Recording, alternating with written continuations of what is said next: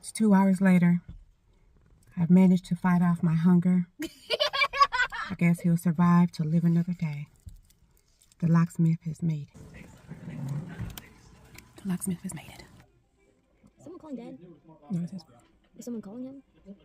And here we go. If he's able to get in here without breaking my lock, I'm gonna be surprised. Is he using actual equipment or is he doing something like